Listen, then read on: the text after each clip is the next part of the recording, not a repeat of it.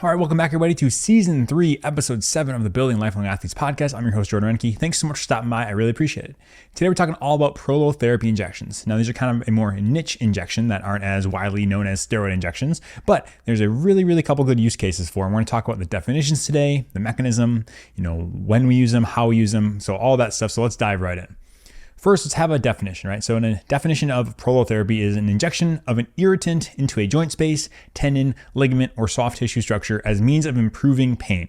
So like I said, that's kind of a generic catch-all of everything, but what we're doing is we're putting in an injection of something in your body that your body's going to recognize as an irritant and then try to stir things up. So the whole idea behind this is we're putting something that's going to irritate that tendon, joint space, structure, whatever it is. We're trying to irritate it so that your body says, hey, what is that? Something's going on here. Let's put in some work and try to get this to calm down. And so that's the whole idea behind that.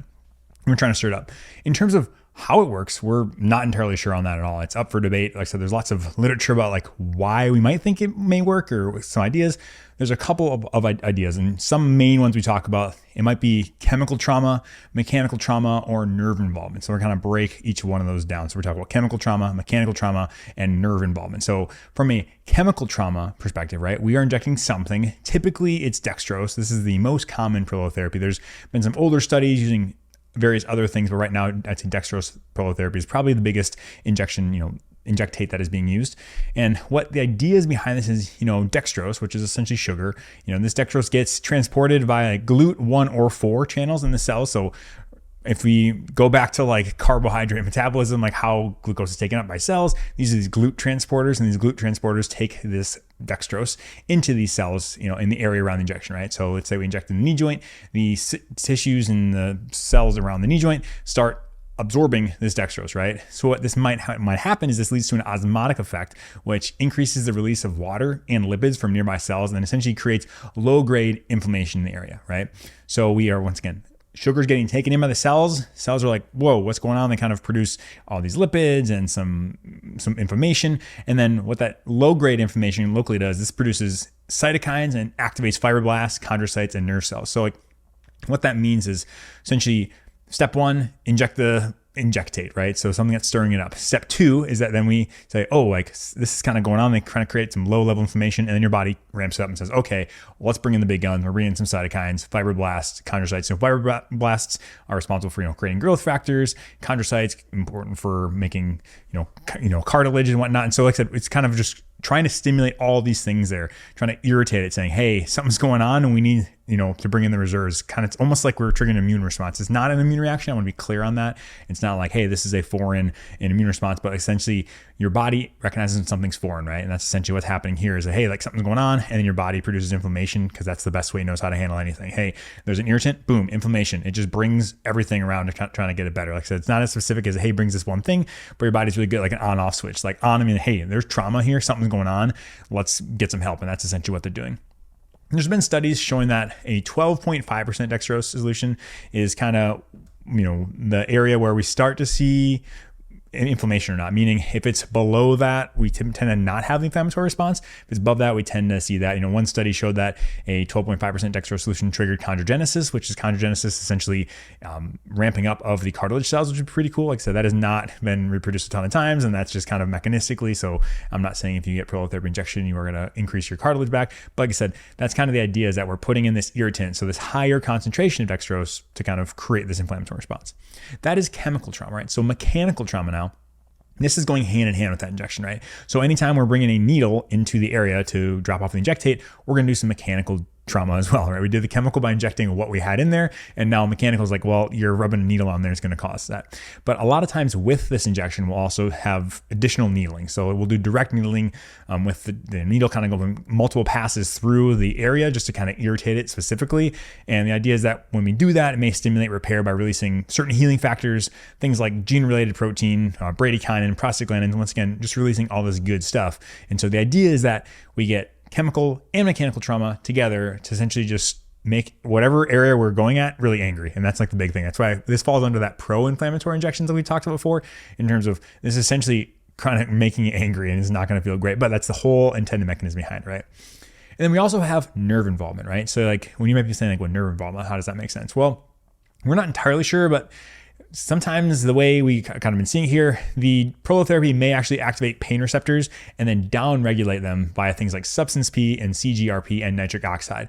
And so the idea is that for whatever reason, this dextrose, this foreign substance, kind of might actually down-regulate our nerve responses. So that might be why we get some of the pain response from these. Once again, these are all theoretical. Nothing is set in stone in terms of prolotherapy literature. It's not the most robust thing in the world. Like I said, there are a decent amount of studies, but if anyone says they completely understand the mechanism of this, they're probably lying. But the general idea is we're creating chemical and mechanical trauma to then bring up inflammation and healing factors and trying to just help your body augment its natural healing response. And there's also been some literature kind of saying, hey, could it possibly strengthen or tighten tendons? Like that is very not clear at all in terms of, it's pretty far-fetched in terms of the data doesn't necessarily support that. There's some data that say that may or may not, like I said, but I'm not thinking there's gonna be some magical property. But once again, what we might be doing is augmenting the structures in the area and creating this inflammatory response. Then we see kind of that tightening of the tendons there as well. So moving on to that, what we want to talk about is the different techniques, right? So there are various techniques and protocols. If you see one person do this, you've probably seen one person do this. This, like I said, it's not the most widespread injection. And so it's kind of like who you've learned from, right? So like these disciples of this program do it this way, and you learned here, so you do something different. So just something to consider. Everyone's going to do a little different. At the end of the day, usually the injections are around 10 to 25% solution most of the time. That can vary, obviously, depending on different use cases, and we'll talk about that later, but about 10 to 25%. A very common thing is you mix in a 1-to-1 ratio of D50, so you get one of those vials of D50 that you use for when you have hypoglycemia in the hospital. Mix that with lidocaine or saline or what have you, whatever combo you want, and then you dilute that down so it becomes a 25% solution, right? So we go from that D50 down to the D25. Can also dilute all the way down to D12.5, 10, all these random things. So that being said, and then obviously on top of this, we are injecting with a needle. So the needle is combined with this and commonly used as an irritant. There's a technique called peppering, where essentially you take the needle, get down to the bone, and just hammer away with the needle. So you make multiple passes in and out, you're touching the bone. Usually we do this with lidocaine. So as we're going, we're putting lidocaine so it becomes numb and you just feel pressure. But that's kind of what we call peppering. And a lot of times that's at origins of tendons or insertions of tendons. Meaning when I say just to the bone, not just randomly go into the bone, but there are some people that do that in different protocols around the knee, like I said, but that is one idea is peppering, where we're essentially really doubling down on that mechanical trauma and just going there with the needle, multiple passes and whatnot. In terms of timing of this, also it's usually done in a series of injections. So not a one and done. So like a lot of the injections we talked about before are, hey, you get one, you come back in whatever, how many months, 3 to 6 months or a year, whatever you need. This one is usually in a series. The idea is that we're going to probably inject this, anger things up, things will start to calm down, and just as it's starting to get back to normal, we re-anger it again. And so usually we bring it back for 2, 3, 4 type of injections, and a lot of times it's in a series, and bringing it back anywhere from every 3 to 6 kind of weeks is how we go. So a typical protocol for me, just because we're booking out a little bit, will be, hey, we'll get you doing this and we'll get you back in 4 to 6 weeks depending on clinic availability. But like I said, once it starts to kind of calm down, we'll re-trigger things to kind of get going. So usually we try to give a couple, and like I said, it's not torture when we do these. We do the peppering, but like the needles are usually not too big, so it's not like we're going in necessarily with a huge needle. But that being said, if we are going with a big needle, we'll try to get some lidocaine or an anesthetic there because we're not trying to torture anybody. But that's the general idea for tendon stuff, right? So that's tendon stuff. Other injections, you can use it for arthritis of the knee. You can just inject it like normal, right? So you go into the joint space, inject it, bada bing, bada boom, you're done. But this is like kind of the unique one I want to talk about, was this fenestration and kind of peppering, and this kind of needle tenotomy is what it's called. When we talk about patient considerations, risks, benefits, all that stuff. Risks are like any other injection, right? Pain, bleeding, risk of infection, could have damage to a nearby structure. But the new thing is we could have some nerve irritation from a chemical agent. So that dextrose can sometimes be irritating. And once again, when we are doing this injection, it is never just a standalone treatment. It's always with PT, kind of get stuff going, make sure we're getting the body moving, be strong, kind of working on therapy and an end goal there. So it's not a standalone injection as well. In terms of literature, we're going to talk about this. There's not a ton of data. There's lots of small sample sizes. And at the end of the day, though, the big buckets it kind of falls into are tendons and osteoarthritis. So the most data that we have is either for tendons or osteoarthritis. For tendons, overall, seems to be beneficial for many different tendons. The best data is usually on lateral epicondylopathy, or tennis elbow we call, rotator cuff tendinopathy, Achilles tendinopathy, and then also kind of group plantar fasciopathy into that as well. It's not a per se tendon, but that's kind of where it goes in as well. So like I said, those are the most studied ones, but the general idea, and a lot of times what we do is we extract this idea that, hey, you're having this tendon issue here, let's try it there. Obviously, lateral epicondylopathy is common, but it doesn't mean we can't try it on the medial, right? It's still the same idea that, hey, we have an inflamed, irritated tendon on the medial side as opposed to lateral, we could try it there. So like I said, it's really endless. Wherever there's a tendon, we could try it, but that's where the most data is really. On top of that, for OA, there's some decent data on hands and some data on knee as well. Both, these have had solid outcomes, just not a ton of data on those, but like I said, it's a reasonable thing to try. From a injection mechanism perspective, this is one of those ones where are we getting that pain and those nerve fibers kind of decreasing their sensitivities? That's what's happening. Is that why we're having any effect at all with OA? Because it doesn't really make sense. Like, hey, I just put sugar in the knee. Why would it? I'm not doing anything in terms of irritating, but the idea is maybe, hey, we're creating irritation. It's bringing some healing factors. Maybe we're desensitizing the nerves a little bit. Once again, mechanism's not sure, but it seems to work and have some decent data on it. There's also a decent amount of studies on low back pain, so what we call, quote, non-specific low back pain, which is back pain we can't truly identify where it's coming from. They're kind of mixed results on that in terms of where they're injecting, what they're doing. There's just a lot of heterogeneity in the data itself, so it's difficult to necessarily know. It seems like, though, the best use case seems to be SI joint injections. So the sacroiliac joint, we can have sometimes pain there, and sometimes prolotherapy injections can be helpful. So I want to talk about a couple comparisons as well in terms of prolo versus random things. So there are, various studies looking at prolo versus saline, right? And so a lot of times for saline, it did seem there's some slight improvements at 6 months to a year with prolo versus saline. And that's like always the funniest thing that I think is we look at these studies and look at this injection versus that injection, or this injection versus saline. It's like, and saline still gets benefit for a lot of patients. So that's one of those things, like, we clearly don't understand completely what's going on there. Anyone who says like, hey, we're doing this because we don't understand completely, like, they're lying. There's no way. Because like we can inject saline in the knee and people get benefits from it. And that's like, I'm not saying that's wrong. Obviously, if you're injecting saline, not telling your patient and telling it something else, that is ethically, questionable for sure. But that being said, like, it seems like just by injecting something into various knees or tendons or whatnot, like, people get benefit. It's essentially a placebo effect potentially, but there may be something to actually just causing irritation inside the knee. I'm not sure, but long story short, it seems like at 6 months of the year, prolo is a little bit better.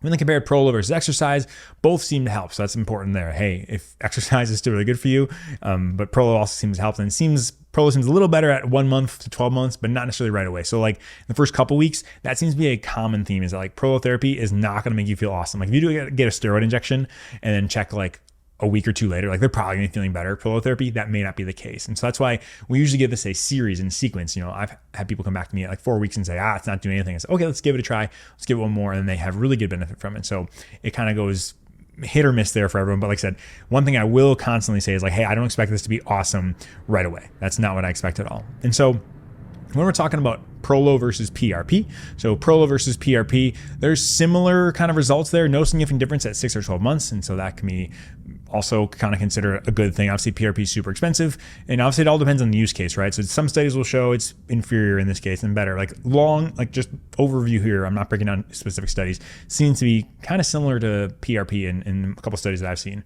And when compared to steroids, also similar effects to steroids is what they're saying. So when I say similar effects, means, hey, pain control is essentially the big things I'm looking at there. And steroids, we know what they can offer, and they can be really helpful for decreasing pain, but also can be obviously cardiotoxic, can have all the different issues we have that decrease the immune system.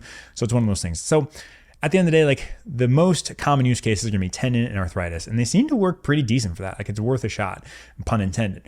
And that's kind of like that's our motto. Hey, it's worth a shot. We can try this, and it's what we can do. But that being said, we have to understand the limitations to this, right? There's not a huge, robust ton of evidence, but I think it is something that most people can do and tolerate really well. Like I said, the cool thing is it is very well tolerated. It's safe. It's easily accessible. That's the one thing that I really like about that. It's dextrose, right? Like everyone has this in the hospital. Although there was a big shortage during the pandemic, it was hard to get. Now they have it. And the thing is, though, it's also not covered by insurance a lot of times. That's the bummer. But it should not be as expensive as PRP. Like I said, on the open market, like I said, I currently don't work on the open market. I work in a government system. So I can't necessarily say this is exactly what the price is, but from what I've talked to my colleagues is, PRP is anywhere from like $1,000 plus, and prolotherapy can be like $200 to $500. So it's not nearly as expensive and can be something you can try. I would pretty much always try this before trying PRP. That's just me personally. PRP is, like I said, a little less accessible, more expensive, and this should be less expensive and more accessible. And so I will pretty much try this as like a gateway into like PRP. I think you can save money and time, and a lot of times you might get really, really good benefits from it. So, I think that People will start using this more and more as we learn more about it, potentially as an alternate option. Obviously, PRP is getting really popular. We'll talk about that in a future podcast. But for me, this is kind of that like sweet in between, right? Like we're hitting the regenerative medicine injection, but we don't have the huge costs associated with stem cells PRP. But also we feel good about it because we know like it's just dextrose, right? Like people get sugar all the time. We eat it, we get it like injected, like I said, if we're hypoglycemic. And so we're really comfortable with using this. And so that kind of gives us a little more leash to use this in various ways that maybe we don't have a robust literature set on, hey, maybe it's like I said, for that medial elbow issue, we can try that. Hey, I've got this rotator cuff issue here. I've got the subscapularis instead of supraspinatus. All these things that we can try, and we understand, like, hey, mechanistically, this should be fine. Side effect profile wise, this should be safe. And so kind of gives us a little more leash to say, hey, we can try this and use it. And so, like I said, I think it's very reasonable to try. I think personally, the best results that I've seen and in the data are probably with tendons. And this is usually my bread and butter. And so with this, we're doing something called a needle tenotomy. Like I said, that's where we go, bring the needle in and out and kind of fenestrating and peppering the bone.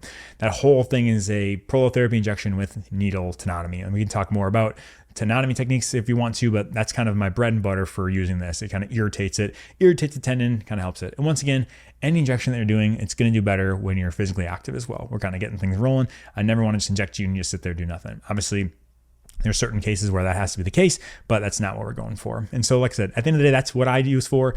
I think I said, I like the fact that it's widely available, that people tolerate it really well, and we can use it for a bunch of different things and feel pretty good about that. So that's it for today. I really appreciate you listening. If you please like, comment, share, subscribe, or share this with a friend, that would really mean the world to me and get the word out. I'd really appreciate that.